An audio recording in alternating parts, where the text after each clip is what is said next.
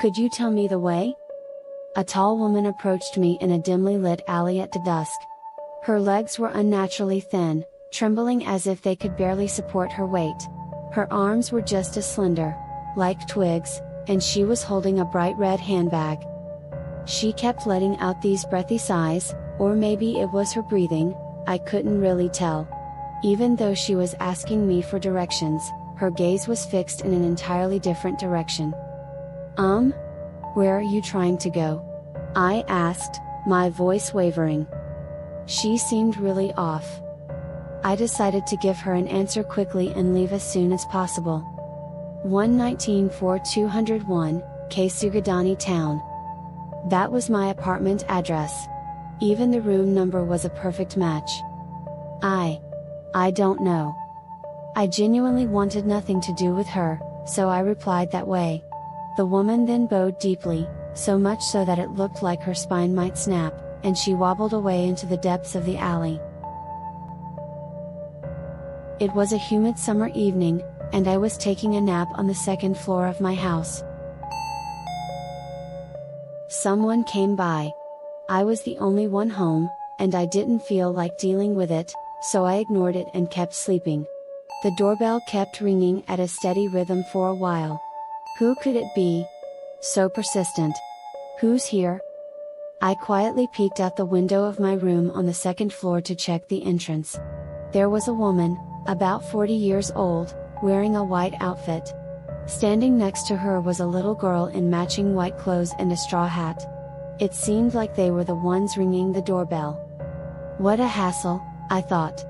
I figured I might as well answer, so I went downstairs and opened the door.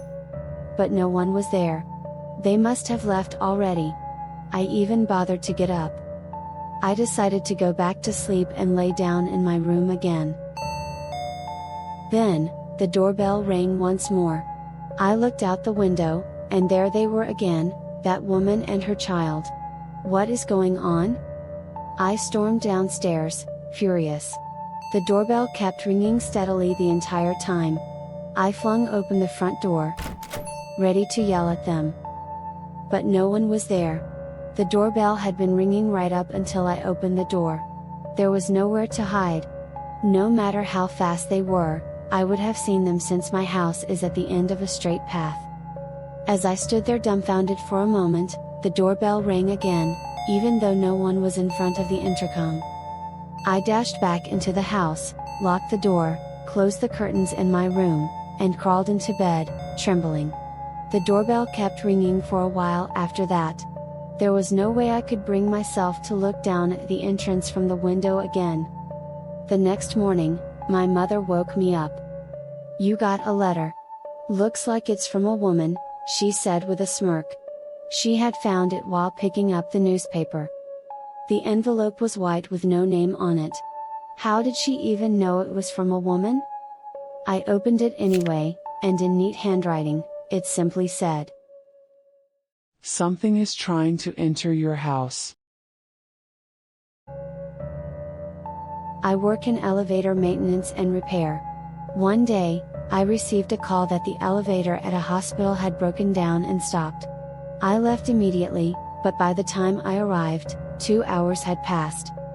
When I reached the site, a crowd had gathered. A nurse was reportedly trapped inside the elevator. "Are you okay?" I called out, and a frightened woman's voice responded, "Please get me out of here. Hurry!" I could hear her pounding on the door. "Hang on. I'll get you out right away," I assured her as I laid out my tools and got to work. "Step away from the door," I shouted. "Hurry, hurry, hurry!" She screamed frantically. "Get away from the door," I shouted again. The door was being pounded on wildly from the inside. This wasn't normal. Was she in a panic? The people around me exchanged uneasy glances.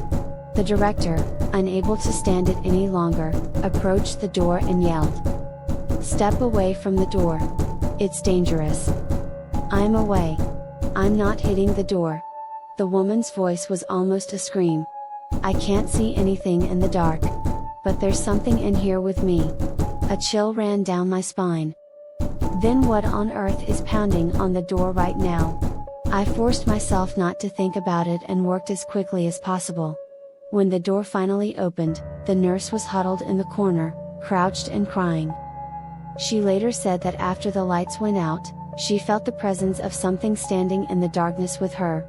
The presence grew stronger, and by the time I arrived, the elevator was filled with them. I live in the countryside, so when mushroom season comes around, I often go to the woods behind my house to pick them. When I was in elementary school, my grandpa would show me the best spots, and we'd go together. But by the time I was in middle school, I started going by myself or with friends. That day was a Sunday, so I went with a friend. We were doing well and had gathered a lot of mushrooms when we decided it was time to head back. Suddenly, my friend screamed and collapsed on the spot. I thought he might have cut his leg on a branch, something that happens often, but he was looking up. So I looked up too. There were 2 bodies hanging from the trees. When you're truly shocked, you can't even scream. I started backing away, completely panicking, unable to do anything. But after a while, I realized the bodies weren't real, they were mannequins. What a sick joke! I muttered angrily. My friend and I hurried down the mountain, explained what we saw to my dad, and the 3 of us returned with a stepladder, a hatchet, and pruning shears to get rid of the mannequins. My dad climbed the ladder while my friend and I held it steady. He quickly cut the ropes around the mannequins' necks, and we decided to take them to our shed to dispose of them. To avoid any misunderstandings, we thought it would be best to break them apart before throwing them away, so they wouldn't look human. We started by stripping the shabby clothes off the mannequins. Then we saw it. Written in large red letters on the stomach of one of the mannequins was, "The person who takes down this mannequin will die." Everyone froze in place. But when my dad stripped the dress off the other mannequin, a female one, there was writing on its stomach too. "The person most loved by the one who takes down this mannequin will die." My dad calmed my friend and me, who were still frozen in fear, and told us to go buy some juice. While we were gone, he broke both mannequins into pieces and disposed of them. Since then, that incident has been a taboo subject between my dad, my friend, and me. In middle school, I was using the stall at the very back of the restroom. Suddenly, someone came into the restroom and knocked on the door of the stall closest to the entrance. I heard a woman's voice say, "No one's here." As I peeked outside, I heard another knock and the same voice, "No one's here." It seemed like whoever it was, they were knocking on each stall in order, starting from the entrance. I was a bit scared but also curious to see who it was, so I decided to wait and check through the small gap in the door when they reached my stall. Finally, my stall was knocked on. I slowly brought my face close to the gap in the door. And then, suddenly, it spoke. "There you are." I was so shocked that I collapsed to the floor. What I saw through the gap under the door was something with an upside-down head, as if it were standing on its head, peering at me with a creepy smile. One day, I was at a video rental store, looking for something interesting. In the back of the store, I found a video with a plain package that only said The Running Man. It was covered in dust, as if no one had rented it for a long time. Well, it's only 100 yen, so it should be fine for killing time, I thought, and I rented it. When I got home, I immediately played the video. Without any title screen, it suddenly showed a skinny man in ragged clothes, like a homeless person, running. Huh? He's holding something. It's a saw. Why would he be holding a saw? Even though the man was running at full speed, he wasn't out of breath, and he wasn't even sweating. His pace didn't slow down at all. Wait. This guy. Isn't he running down a road I recognize? I started to feel uneasy. I have a bad feeling about this. Wait, this road. If he turns that corner. My unease turned to certainty in the next cut. Oh, I knew it. This man was heading for my house. But before I could process this, the man had already arrived right in front of my house. At some point, the camera had switched to the man's point of view. The screen showed the old apartment building where I lived, focusing on the second floor where my unit was. Panicking, I rushed to my balcony and looked outside. And there he was. The man started cutting the support pillar of my balcony with the saw, without hesitation. I had no idea what was going on, but I yelled at him, "Hey! What the hell are you doing? Stop that!" The man looked up at me. I gasped. What I couldn't see on the screen was that the man's eyes were like a chameleon's, pointing in different directions. Then he bared his jagged teeth in a grin and disappeared from sight, only for me to hear the sound of him running up the stairs. Oh no! He's coming here. I remembered that I hadn't locked the front door. I rushed to the entrance, but the man was already there. He cornered me in the living room, raising the saw. In a panic, I grabbed the remote and hit the stop button. In that instant, the man vanished. The saw was gone too. I immediately pulled the tape out of the VCR and threw it in the trash. On the balcony support pillar, deep saw marks remained. First, let me start by saying that I don't have any spiritual sense or anything like that. In fact, I never believed in supernatural phenomena and would even mock people who did. When my classmates would start talking about ghost stories in the summer, I would listen in annoyance. A few years ago, I moved away from my hometown and started living alone. I used to live in the city, but I always wanted to experience living alone in the countryside. I found a good job and a cheap apartment, and finally, I was able to live my dream. The pay was lower than what I would earn in the city, but the cost of living here was much cheaper, so it wasn't a big issue. Plus, the fresh air here was something you could never experience in the city. I was glad to be living alone. After a few days, I started hearing strange noises coming from the entrance of my apartment. It was probably just after midnight. I was young, so staying up late was normal for me, but since I had work, I usually didn't stay up that late. The sound was like something hard scraping against metal, like someone was scratching the door with a stone. I thought it might be some kids playing a prank, but no kids would be out at that time of night. So, it had to be something else, maybe a suspicious person. I thought about calling the police, but by the time I picked up my phone, the sound had already stopped. I thought maybe it was just my imagination and decided to go to bed. The next morning, I checked the door, but there were no scratches or any signs of damage. So, I didn't think much of it and eventually forgot about it. A few months passed, and I heard the noise again.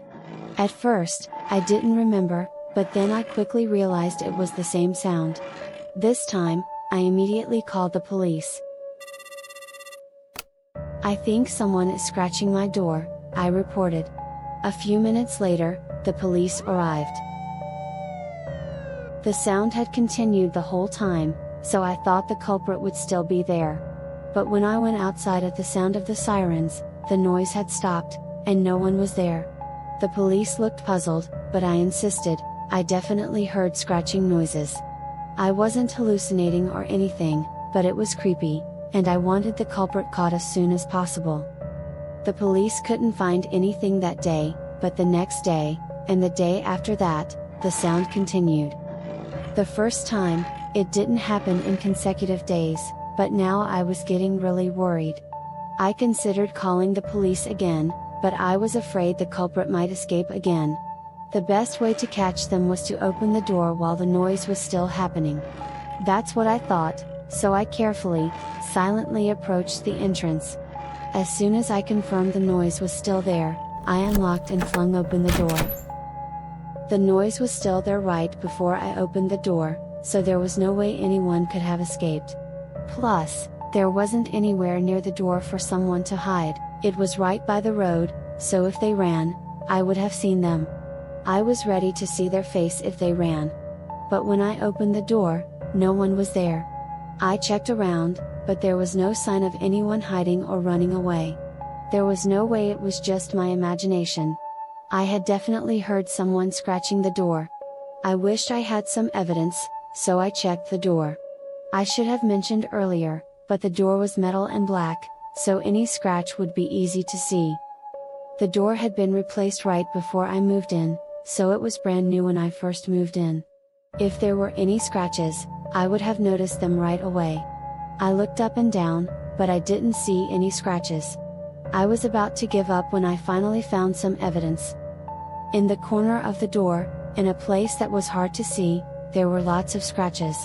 They looked like some kind of writing, but not really. Maybe like hieroglyphs, but even stranger. It was just some nonsensical symbols.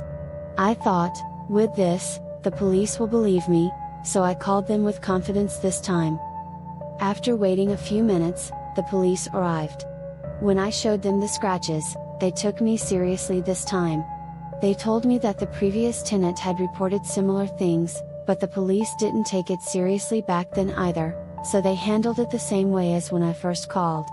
The officer said, it could be an animal or maybe a stalker, but I was still uneasy. If it were an animal or a stalker, I would have seen someone running away. If I opened the door, they would naturally flee, and it would be strange not to see anyone. For the first time in my life, I started to think that maybe supernatural phenomena do exist. The police said they would increase patrols in the area, but deep down, I felt that wouldn't solve anything. The sound continued the next day and the day after that, and I was reaching my limit. The noise was driving me crazy, and I couldn't sleep. By this point, I was so paranoid that I felt like I had no one to rely on. I wished I had a security camera at the entrance, but since it was a cheap apartment, there was no such equipment. But I was so bothered that I used my saved up salary to buy a digital camera and decided to record the entrance. Even on the day I set up the camera, I heard the noise, so I thought it would definitely be captured on the camera. To be honest, I even started to think, maybe I'll capture some supernatural phenomena. I thought, if I catch something, I'll upload it to YouTube. I felt safe knowing the camera was set up, and I finally got a good night's sleep. The next morning, I went to retrieve the camera as soon as I woke up. I was a bit excited to see what I had captured, but what I saw was the worst thing imaginable. Honestly, I wished I hadn't seen it. The one scratching the door was a woman, probably in her teens or 20s. I was shocked and kept watching, and then the woman started to scratch something into the corner of the door with a stone. Feeling sick, I stopped watching and called the police. I showed them the video, and they agreed to stake out near my house that night. Around midnight, I heard the noise again, and soon after, I heard the police outside the door. I also heard the woman's voice, so I thought they had caught her. I opened the door. I was taken to the police station, where they explained everything. The woman was apparently my stalker. I didn't understand why, but I was relieved that the noise would finally stop. I didn't talk to the stalker, and I didn't know who she was, but I guessed she might have seen me at work or at the local supermarket and started stalking me. Anyway, I thought the noise would stop now, so I decided to go to bed early for the first time in a while. I had been sleep deprived for so long, so I thought it was the perfect chance to catch up on rest. But around midnight that night, I heard the noise again. Honestly, I thought, no way. The stalker woman should have been arrested and was at the police station, so there was no way she could be here unless she escaped. Besides, the police station was in the neighboring town, so it was impossible for her to walk all the way here. Since I didn't have the camera rolling, I couldn't find out who was scratching the door. But somehow, I felt that this was something I shouldn't get involved with, so I ignored it and tried to go back to sleep. I didn't end up sleeping at all, but I think the noise continued until dawn. I don't know how long it lasted because it stopped by the time I noticed. The noise showed no signs of stopping, so I finally decided to move. I didn't want to give up living alone, so I found another apartment in the same city and moved there. The rent was a bit higher than at the previous place, but it was better than sleepless nights. I still don't know what was causing that noise. But even now, when I go to bed at night, I sometimes get anxious, wondering if I'll hear that sound again. It continued almost every day, so the thought that it might happen tonight keeps me up at night. A few years ago. It might sound like a bad hobby, but I used to enjoy messing with fortune tellers with my friends. Fortune telling is easy to figure out if you study a bit of psychology. Most fortune tellers just say things that apply to everyone, or they analyze the client's belongings and behavior, making it seem like they know something mystical. If they attribute it to the mysterious power of a crystal or cards, people who lack knowledge are easily fooled. The technique of analyzing behavior, in particular, can be so skillfully done that it gives the illusion they can read your mind. By the way, scammers often use this technique, so you should be careful. My friend and I used to turn the tables on these tricks and have fun confusing the fortune tellers. One day, by chance, a famous fortune teller came to a place near where I lived. Of course, my friend and I decided to visit this fortune teller. "Tell me my future." My friend handed over some money and said this, and the fortune teller began to stare seriously at the crystal ball in their hands. I was thinking, they're probably just going to make small talk while looking at the crystal, analyzing the information they gather.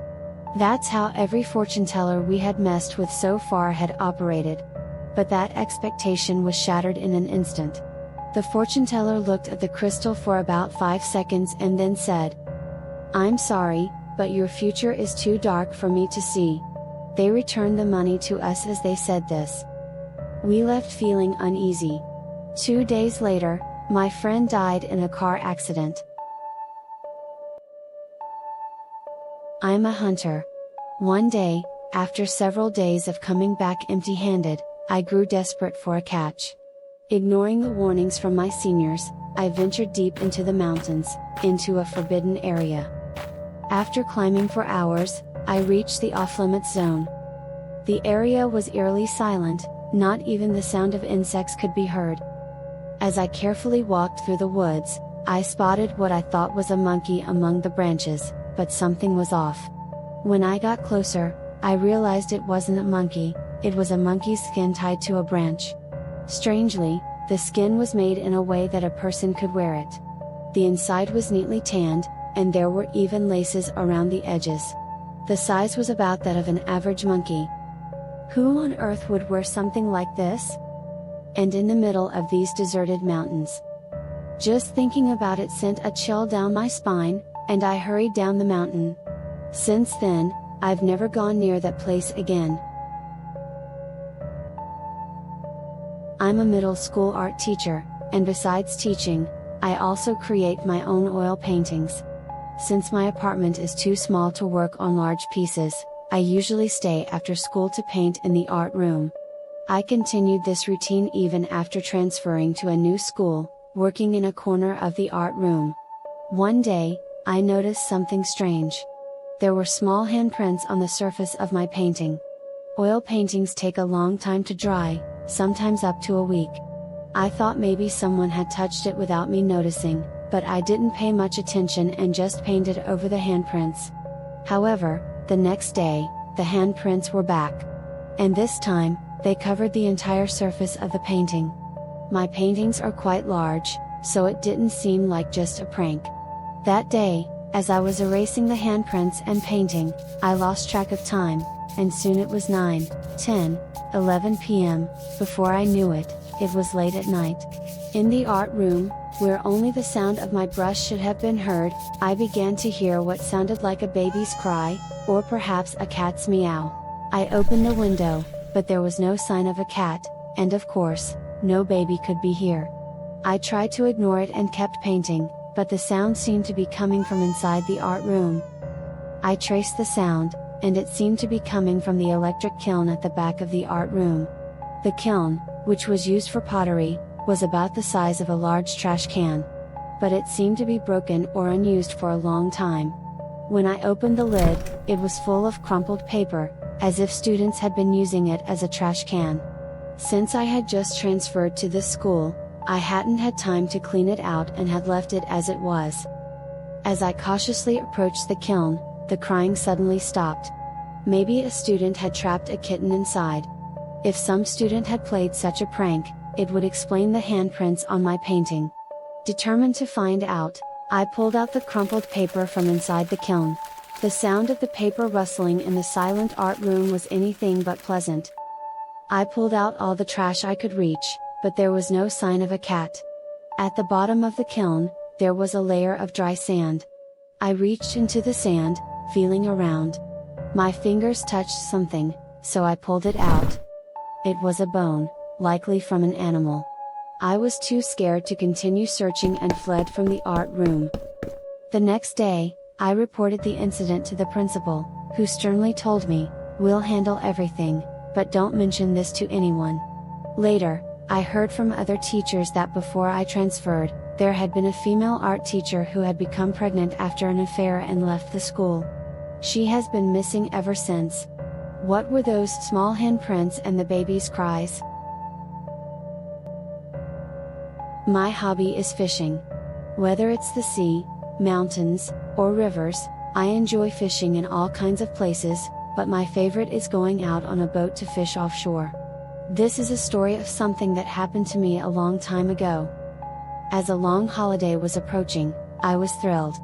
I had organized a fishing trip with some friends during the break, and I was really looking forward to it. We planned to spend almost all our time fishing, eating the fish we caught while drinking sake. Just thinking about it made me excited. Finally, after work was over, the first day of the holiday arrived. The weather was perfect, so my two friends and I got into the car and headed to our accommodation. After soaking in the hot spring and having dinner, we prepared for fishing early the next morning. I had a good feeling that we would catch a lot of fish. I woke up to find it was still dark. But when I checked the time, it was already time to get up. Fishermen wake up early, after all. We packed our gear and left the inn before sunrise. The captain who would be driving the fishing boat that day was someone I had known for a long time. He was a veteran, well known locally, with extensive knowledge and experience of the sea that I trusted completely. After greeting the captain, we set off for the open sea. The night sea has a mystical atmosphere. Pitch black darkness. Without the boat's lights, you couldn't even see your own body clearly. If the moon is out, you can see somewhat, but that only makes you more aware of the vastness of nature surrounding you, which can be quite terrifying. By the time we started fishing, the sky was starting to brighten, and we were enjoying ourselves. The captain's recommended spots were all great, and we caught plenty of fish. But just as everyone had caught their fill, I noticed a sound. It was the sound of something creaking, faintly audible between the waves. At first, I thought it might be the sound of the boat, but if that were the case, we would have heard it all along. The sudden noise made my friends also curious, and they asked, what could that be? Suddenly, the captain said, "Sorry folks, but the tide seems to have changed, so we're done for today. My apologies." And with that, he started heading back to shore. It felt strange, but the captain's word was final. Well, there's always tomorrow, I thought, and we decided to enjoy some sightseeing. But even after returning to shore, I couldn't stop thinking about that sound. Why did the captain decide to go back when we were catching so much fish? Usually, the captain would be the one saying, "Let's keep fishing." I concluded that there must be some secret behind that sound. The next day, once again before dawn, we boarded the boat and headed out to sea.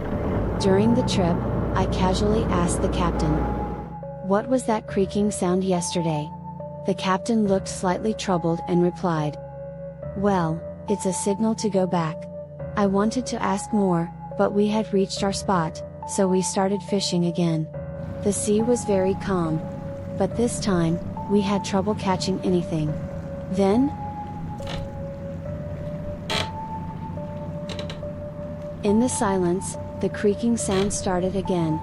I tried to figure out where it was coming from, and I noticed something in the distance. It looked like a small wooden boat, with someone standing on it, rowing with a paddle. It seemed to be heading towards us, slowly but surely. "Captain, there's a rowboat coming," I informed the captain, who suddenly shouted, "Is that true?" He then asked, "How many people can you see rowing?" I answered that I saw one person. But my friend said he couldn't see anyone at all. The moment we gave our answers, the captain started the boat, making us almost fall over. "Sorry for the rough ride, but we're heading back to shore." The captain's tense demeanor made us all nervous. I wondered what could be going on, but then I heard the creaking sound again, mixed with the boat's engine noise. I looked behind the boat, and to my horror, the wooden boat was getting closer.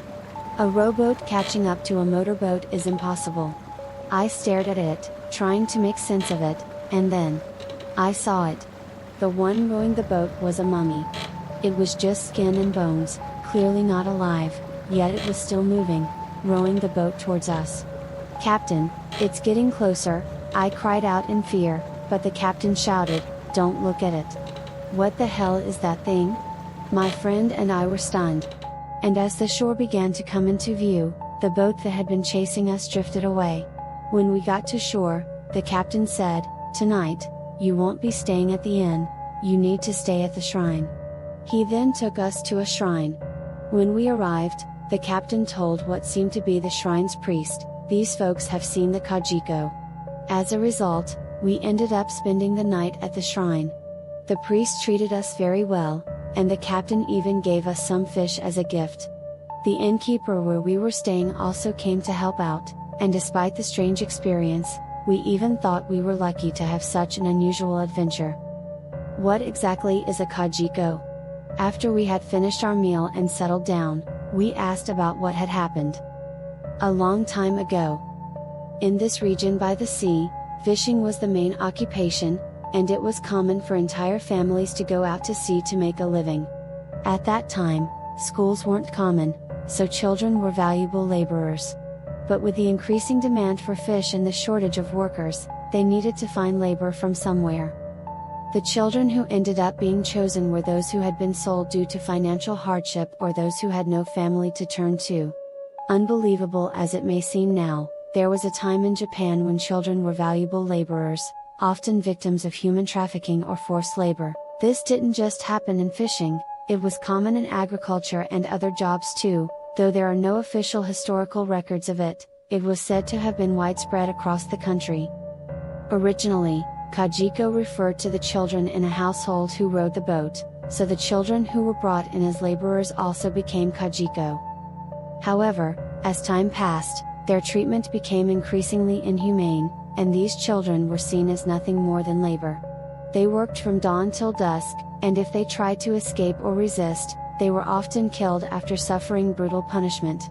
There is no official record of how many children became Kajiko and perished, so the truth remains unknown. Over time, stories began to emerge of people seeing the ghost of Kajiko at sea, just as we did. The number of Kajiko seen by someone varies, and the more they see, the higher the likelihood of their death in the near future. If someone sees 4 or more, they're said to die within a week for some reason. It's understood that the number of Kajiko seen is closely related to the social status of the observer. For example, if a person with many subordinates, like a company president, a celebrity, a village chief, or someone wealthy, sees a Kajiko, they are likely to die soon. I once heard of a president who saw countless Kajiko and fell off a cliff and died a few days later. In recent years, with the decline of inhumane labor practices, perhaps the ghosts have been able to find peace, as it's now rare to hear of someone seeing a Kajiko. Luckily, or unluckily, we were just regular company employees, so seeing a Kajiko had no impact on us. But to be safe, we spent the night at the shrine. That night, I woke up needing to go to the bathroom.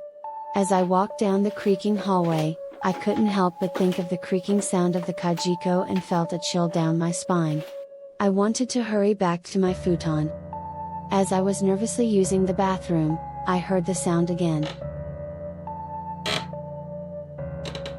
It sounded close, yet distant, but I could definitely hear it. Could the Kajiko have come for me? I froze in place, holding my breath and listening intently. The sound didn't stop, its eerie rhythm continuing, and I frantically considered what to do. Should I stay in the bathroom all night? Or should I make a run for it and seek help from the priest? Could the Kajiko take me to the afterlife? Sweating with fear, I decided I needed to leave the bathroom and seek help.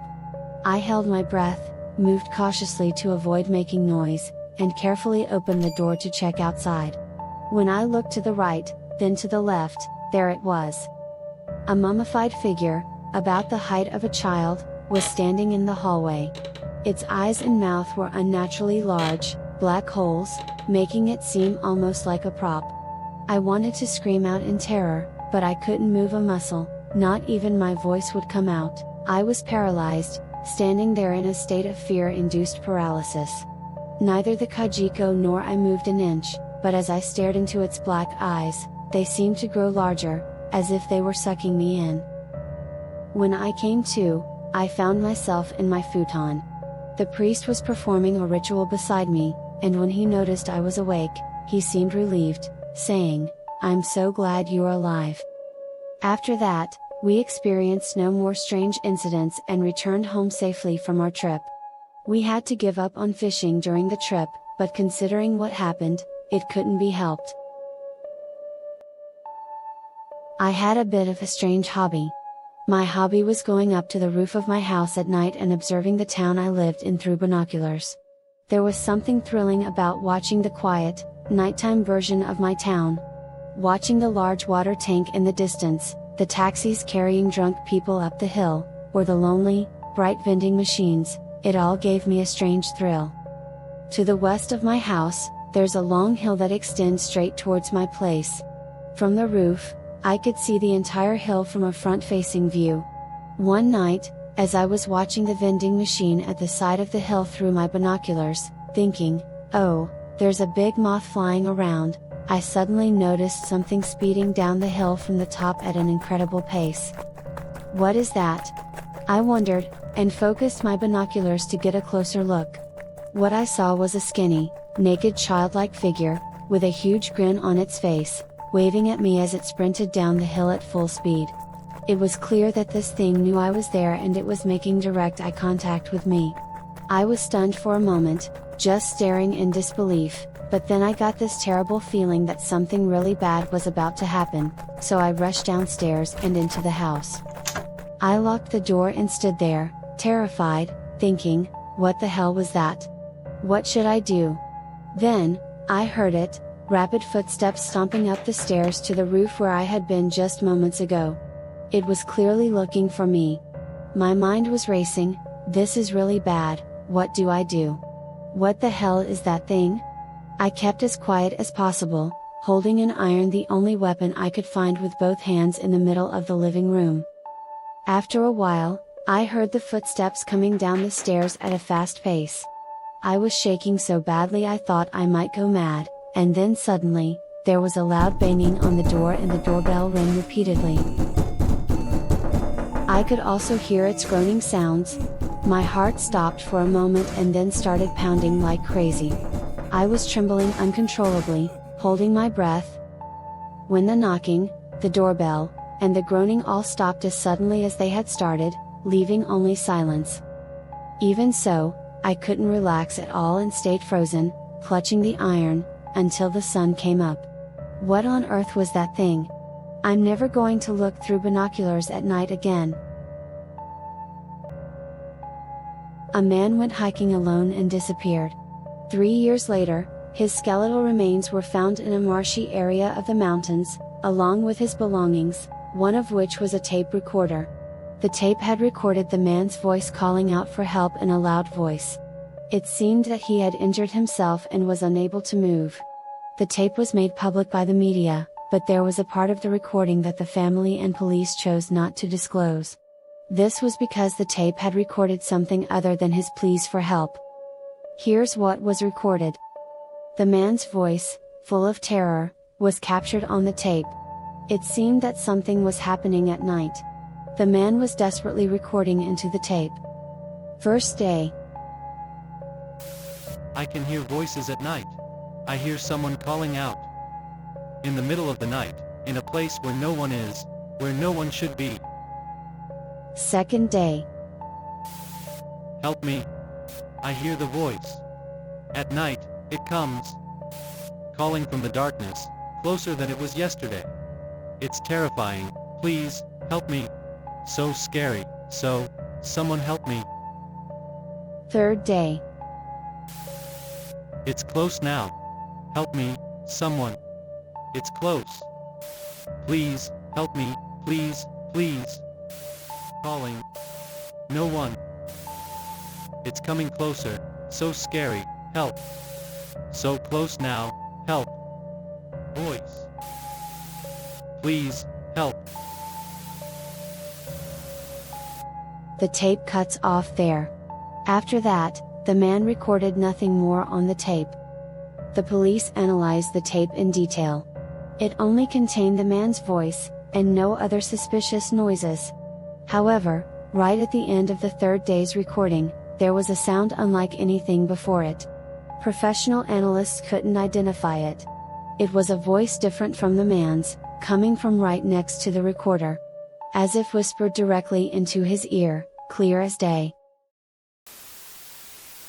Found you. That night, the rain was pouring down relentlessly. My friend and I decided to pass the time by testing our courage in a tunnel rumored to be haunted. We quickly got into the car and headed toward our destination. When we arrived, we pulled over and parked just before the tunnel. I don't have any sixth sense, but I did feel a creepy vibe. It could have been because I was already thinking, this place is scary. After a short break, we slowly drove into the tunnel. It was my first time doing something like this, so I felt a strange sense of excitement. My friend also looked thrilled, like a kid about to go on a ride at an amusement park. Although the place didn't seem particularly deserted, no cars followed us into the tunnel. So, we drove slowly, hoping something might happen. But nothing happened, and we reached the end of the tunnel. My friend, who had been observing the tunnel walls from the passenger seat, didn't seem to have seen any ghost either. Let's go through it one more time, I said as I turned the car around at the end of the tunnel. Again. Nothing happened. A bit disappointed and a bit bored, we decided to make a few more passes through the tunnel. The rain seemed to have gotten heavier, and the sound of raindrops hitting the car was getting louder. After 3 or 4 passes, my friend suddenly said, "Let's go home." I figured he must have gotten bored since nothing out of the ordinary had happened. But there was something strange about his tone. I stopped the car near the tunnel exit and looked back, but nothing seemed out of the ordinary. My friend, who had suggested we leave, was huddled up, shivering as if he was cold.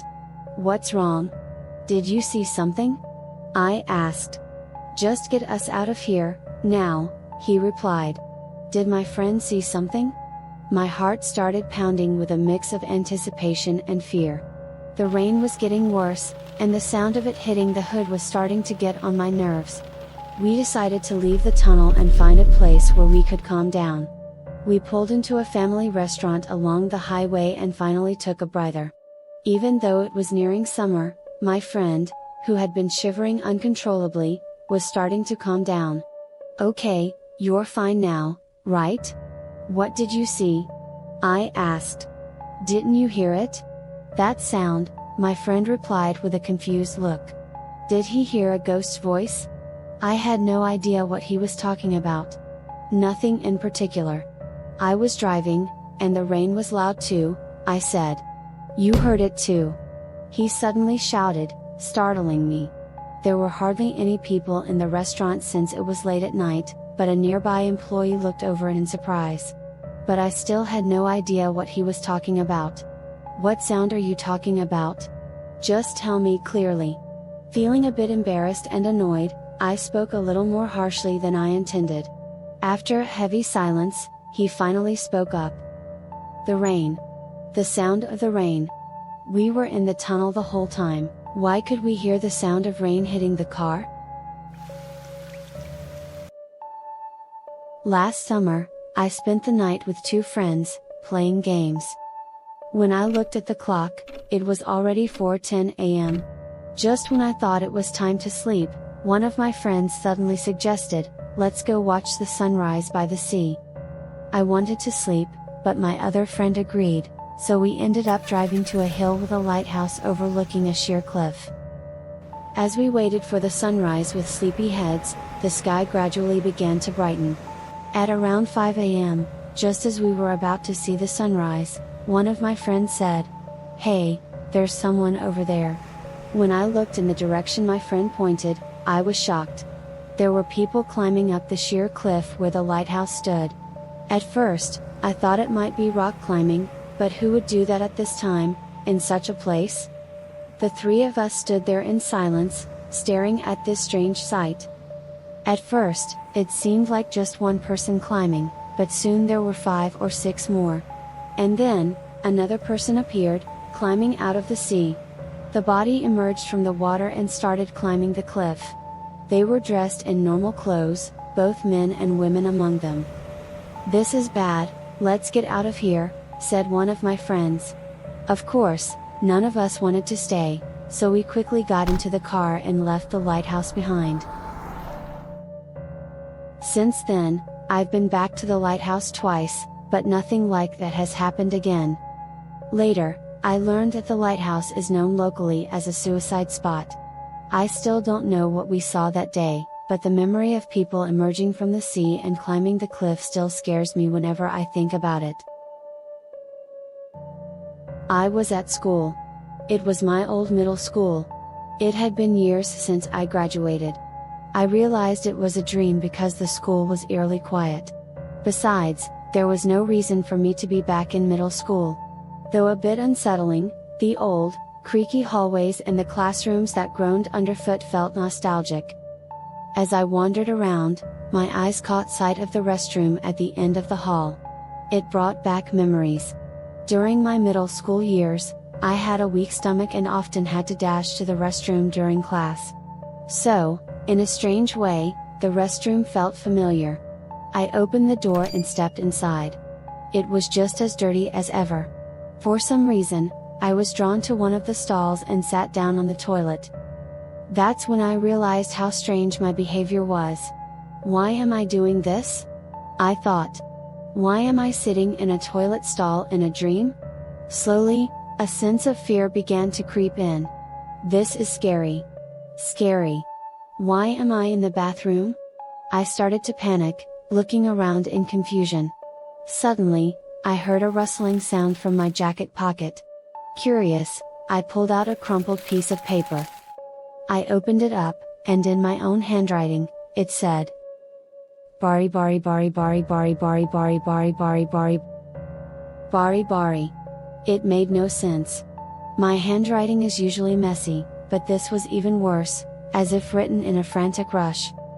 As I puzzled over it, I heard a noise coming from the furthest stall. I was startled. I thought no one else was here. The noise continued intermittently. Instinctively, I listened closer.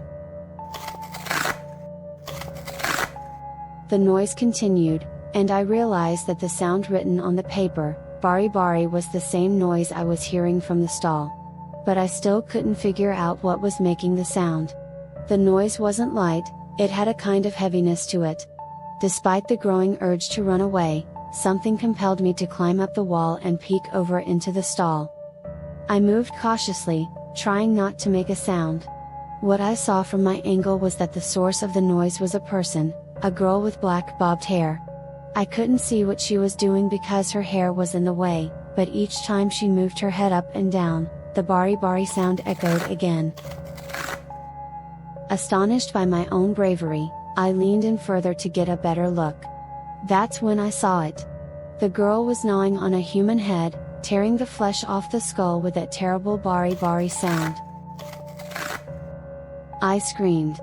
There was no more time to think, I had to get out of there. I kicked the door open and bolted from the stall. My feet got tangled, and I crashed into the men's urinals, but I didn't care.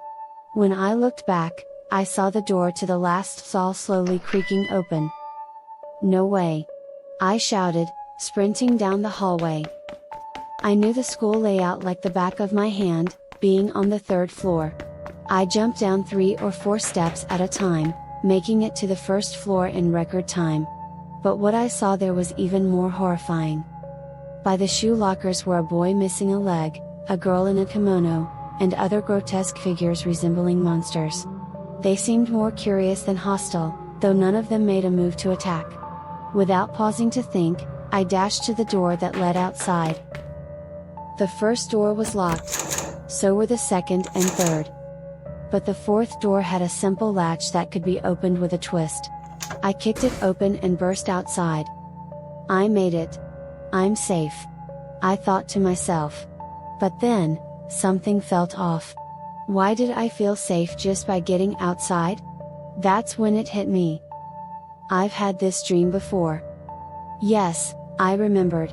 I had this exact same dream once before. That Bari message, I must have written it in the previous dream. The door leading out of the school grounds was always open back then. That's why I was so confident I could escape. But when I looked at the door this time, I was horrified. The door, which was always open in my memory, was now shut tight with a massive lock on it. No, this can't be happening.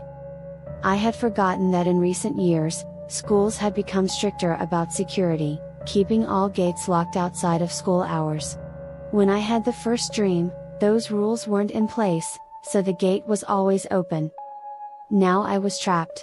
I looked up at the sky in despair, and that's when I noticed someone staring at me from the bathroom window.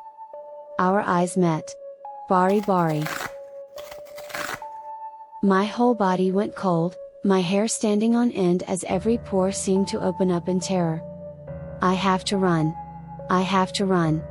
I sprinted towards the gate used by the school supply trucks. It was lower, and I knew I could climb over it. I just had to get there. I didn't look back, but I could feel it. Something was right behind me, moving faster than I was. My senses dulled, I ran with everything I had. The gate was in sight, and I threw myself over it, tumbling to the ground on the other side. Safe. I'm safe now. That's what I told myself. I was certain I had escaped. But when I turned to look back at the school, my blood ran cold again. It was right there, almost within arm's reach, frozen in mid-motion, its hands outstretched toward my skull. It spoke. This time, I almost managed to kill you. That's when I woke up. My entire body was drenched in sweat, and I was slightly dizzy. The first thing I did was grab a notebook to write the dream down before I forgot. It was too terrifying not to tell someone about. But I almost couldn't find a notebook, I don't usually write things down. Finally, I found an old, dusty notebook at the back of my shelf. When I opened it, I froze. Bari. It was written on the last page. My hand trembled as I realized that I had written this during the first dream, the one I barely remembered. The second dream was exactly what I just described. But the third one. Just thinking about it made me shudder. I don't know if I could escape again if I have this dream one more time. If you ever read a story in the news about someone who died in their sleep, that might be me. I really hope that never happens.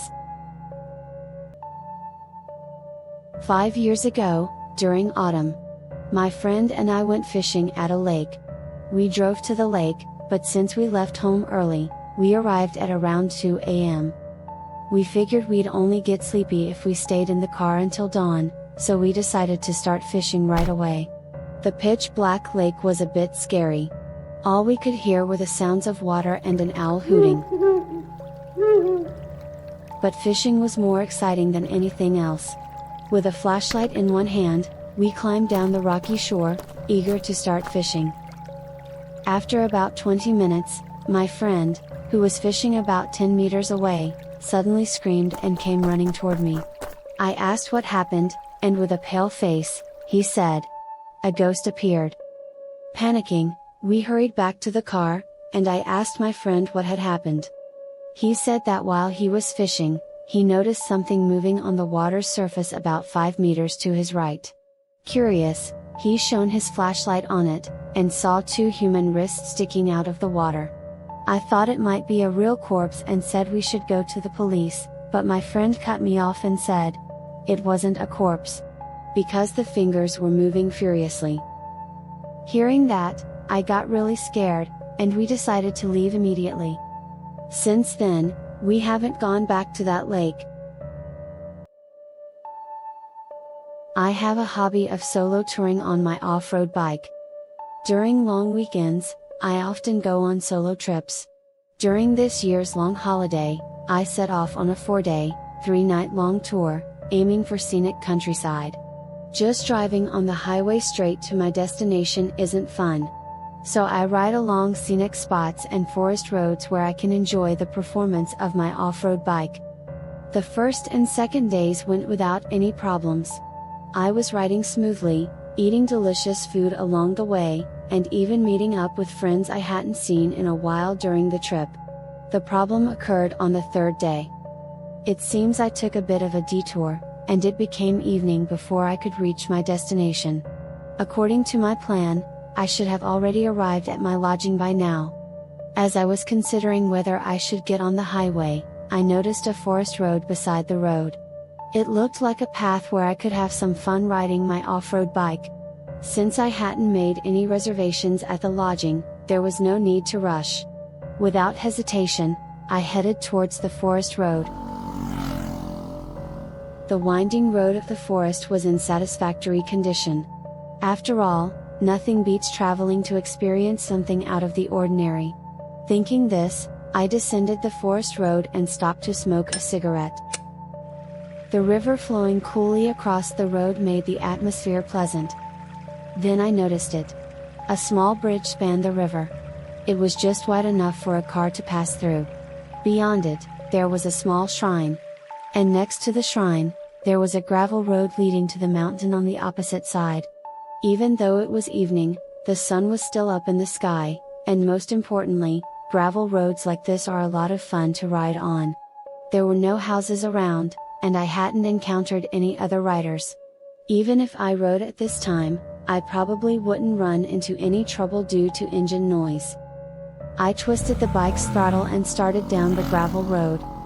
I rounded the curves that were easy to read, putting out my foot and counter-steering. This was a lot of fun. I was so absorbed in riding down the gravel road surrounded by the forest that I must have been going too fast without realizing it. I couldn't make it around a sharp curve and crashed spectacularly. Before I could even think, oh no! I was thrown into the air. I saw my beloved bike flip over my head and crash upside down onto the ground.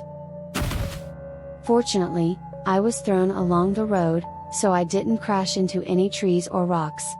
However, my whole body was aching. Slowly, I got up and checked my body. It didn't seem like I had any broken bones. Wobbling, I approached my bike that had rolled over. The turn signals and mirrors had come off, and the dashboard was shattered. Still, I tried to start the engine. But as expected, there was no response. The front fork was twisted, pinching the tire. There was no way it was going to run again. By then, it had already gotten quite dark. Of course, my cell phone had no signal. It seemed like my only option was to walk down the road. I moved the bike to a spot where it wouldn't be in the way, hung my jacket on the bent handlebar, and slung my backpack over my shoulders. Feeling utterly hopeless, I started walking, relying on the light of my flashlight. I've been walking for 3 hours since then. Something's wrong. I should have reached the place with the small shrine by now. The gravel road was a straight path, so there's no way I could have gotten lost. Maybe I unknowingly took a side path? I unfolded my map, but it didn't seem to be of any use anymore. It's so dark around me. Maybe the clouds have covered the moon, as there isn't even a hint of moonlight. There are no town lights either. If it weren't for my flashlight, I could have easily fallen into a ravine. I decided to take a short rest and sat down, lighting a cigarette. I could hear the sound of a river flowing nearby, but I couldn't see the shrine at the entrance. It seemed like I had indeed taken the wrong path. But in any case, I'd probably end up sleeping outdoors tonight. I didn't want to walk anymore. I decided to figure out what to do in the morning. I thought about finding a spot where I wouldn't get run over by any passing cars or bikes and sleep there. With that in mind, I started walking again to find a place where I could lie down.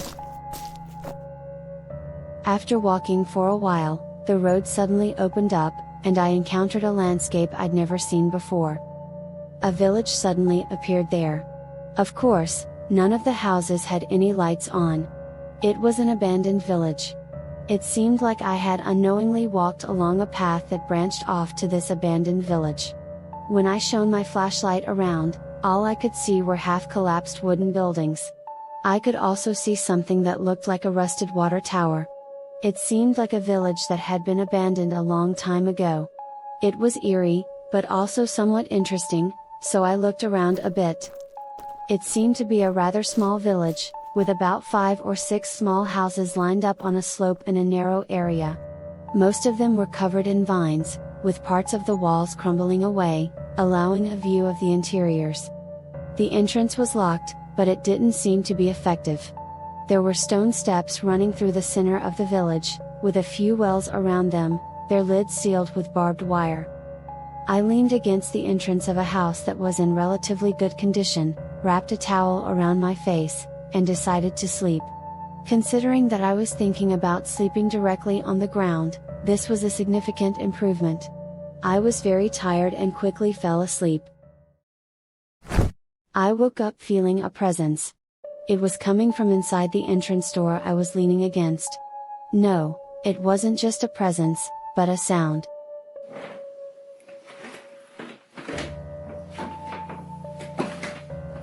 Slow, creaking footsteps. At first, I thought it was just rattling sounds coming from the house. But I could faintly hear the sound of something slowly walking on the floor, in a steady rhythm. The upper half of the entrance door was frosted glass, so I couldn't see inside. Could someone actually be in here? I couldn't believe someone would be living in this abandoned house. But I decided to check it out and pressed my ear against the entrance door as I leaned on it. There was no mistaking it. Someone was walking around inside this house. At some point, the moon had come out, eerily illuminating the ruins. Suddenly, the situation I found myself in seemed terribly frightening. Of course, because there shouldn't be anyone living in such an old abandoned house, especially at this hour. I could feel my heart rate spiking. The fear of something unknown being so close to me was overwhelming. This time, there was a sound from a bit further away. I looked, but couldn't see anything. The tension made it impossible for me to move. Sweat trickled down my forehead. For the first time in my life, I experienced sleep paralysis. I moved only my eyes to look around. Then, I noticed something in the window of a house slightly lower than where I was. Moonlight streamed in, and I saw a black shadow pass by. It passed by again after a moment. It seemed like the shadow was moving back and forth. Was it walking around? The sounds from the house behind me hadn't stopped either. By now, the fear in me was unbearable, but my body was frozen like a rock, unable to move. I had a feeling that if I moved even a little and revealed my presence to whatever was living in these ruins, something terrible would happen. I kept my eyes moving to watch the situation. As my eyes adjusted to the darkness, I looked again at where I had heard the noise earlier and saw a well. Its lid was on the ground. When I arrived here, I was sure it had been sealed with barbed wire. And then, I saw it. There was a woman's face, peeking out from the well, staring right at me with just her eyes above the edge. In the window of the house in front, there was another pale face pressed against the glass, also staring at me. And at some point, the footsteps had stopped, and there was yet another face pressed against the frosted glass behind me, its eyes fixed on me. I let out a scream, and at that moment, I was able to move again. I ran back the way I came at full speed. I even forgot to use my flashlight and ran through the forest, relying only on the moonlight. All I wanted was to get as far away from that village as possible. I ran until my side hurt, and then I kept walking until morning. I couldn't bring myself to stop. The sun rose just as I reached the town. I took the first bus home that day. I contacted a local service to have my bike towed and scrapped. My body was bruised all over, turning what was supposed to be a fun tour into a cursed experience. When I recall this event, I really start to believe that ghosts do exist. It was such a real experience. This is a story from the elementary school I attended. Yamada, the prankster in the neighboring class, came up with the idea of sneaking into the locker where cleaning supplies were kept in our classroom during class and jumping out with a loud boo. To scare everyone. He shared his plan with a few of us, including myself, before the next class. It was a classic case of a kid trying to play the hero with a silly prank. Back then, there was a shelf at the back of the classroom where students could put their bags, and on the left side, near the hallway, there was a tall locker with doors, where brooms, mops, and dustpans were stored. Yamada planned to sneak into this cleaning supply locker before the teacher arrived and then jump out during class, scaring everyone and then making a quick escape into the hallway. We were all looking forward to seeing Yamada get in trouble with the teacher. Yamada, who seemed unusually excited, squeezed himself into the metal locker and pulled the thin door shut from the inside. Of course, the door to the cleaning supply locker had no lock. Shortly after, the teacher arrived, and although I don't remember what class it was, the lesson began as usual. Naturally, the entire class was in on the prank by then, and everyone was waiting expectantly for Yamada to jump out. We kept glancing back at the locker and occasionally heard a slight thud from inside, which made everyone giggle quietly. However, no matter how long we waited, Yamada didn't make his move. The locker grew silent, and the prank that everyone had anticipated for a big laugh seemed to be abandoned. We thought Yamada might have chickened out and decided not to jump out after all. Maybe he fell asleep in there. If that's the case, then he's an idiot. We whispered and laughed among ourselves, speculating what might have happened. Eventually, the class ended, and after the teacher left, we went to open the locker door. We expected to find Yamada embarrassed for chickening out or maybe even sleeping inside the locker. But when we opened the door, what we saw was Yamada, who had gone completely mad, screaming at the top of his lungs. His face was swollen and red from crying, and his shirt and pants were stained with blood.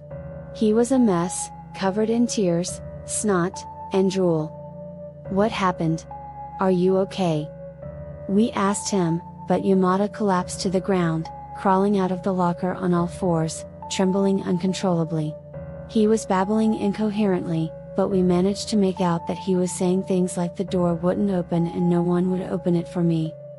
The whole school was thrown into chaos, and Yamada was immediately taken to the hospital. The teachers questioned us, but we were just as clueless. We hadn't locked him in as a prank or anything. Later, we learned that Yamada had planned to jump out just a few minutes after the class started. He had been intentionally making small noises to tease us. But when he was about to execute his plan, the door wouldn't open.